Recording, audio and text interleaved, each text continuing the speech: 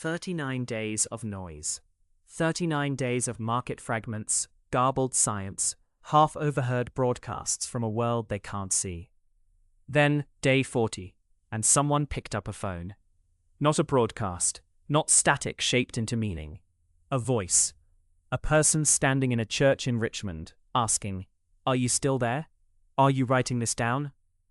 And then, as if to justify the call, 5 stories about the hinges of history. The moments when everything pivoted, and none of the pivots looked like pivots at the time. A rocket that flew for 2.5 seconds in a cabbage patch. A speech that became the most famous words in American oratory, except the speaker had been dead for 18 years when someone finally wrote them down. That last one broke something open. Patrick Henry never recorded "Give me liberty" or "Give me death."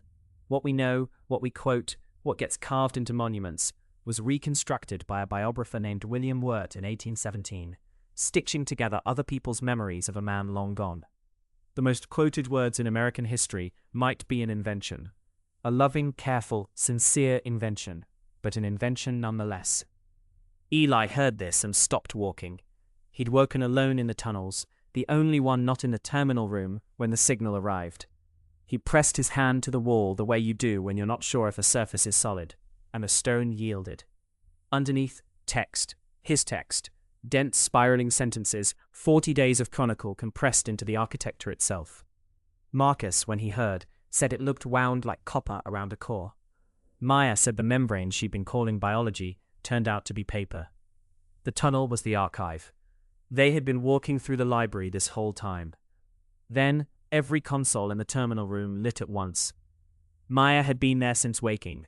She'd never seen all of them running simultaneously. There were always dead screens, dark panels. Now they were all live, and scrolling across them was Eli's chronicle, day 1 through day 39, decelerating toward the present, the building reading itself back to its author. Eli stood in the center of it, 40 days of his own sentences coming at him through glass. For the first time, he was reading instead of writing. He called it the Wirt Principle. The idea that William Wirt didn't falsify history, he was history, the moment it became legible. You can't separate the document from the consciousness that produced it. The historian doesn't describe the building. The historian is the building, the structure that thought becomes when it finally collapses into form. And so, what are the observers? If Eli has spent 40 days chronicling the core, if his handwriting is in the walls, then where does the archivist end and the archive begin? Documentation and creation are the same act, performed by a mind that cannot tell the difference between them. That's the kind of sentence that either means everything or nothing. In the core, it seems to mean everything. Meanwhile, Marcus was lying flat on the atrium floor. This is worth pausing on. Marcus, the analyst, the man who builds models the way other people build fences, was on his back, eyes closed, listening, not measuring, not mapping. 40 days of frameworks and systems and quantified uncertainty, and now he was just still. Later he wrote to whoever built the clock. Not about the clock. To it. "I've been listening to the wrong frequency," he said, and then, you, the ticking underneath everything. The engineer became the receiver, and Theo walked into the throat alone. The passage behind the archive cabinet had grown to walking width overnight. Claire had been watching it for days, but during the discharge, the electromagnetic pulse of Eli's chronicle scrolling across every screen, Theo slipped in. Claire screamed for him. The passage that had been whispering the sound of sorting pages had gone silent. He walked into the silence. What he found, nobody has fully reported yet. Here's the question day 40 leaves open.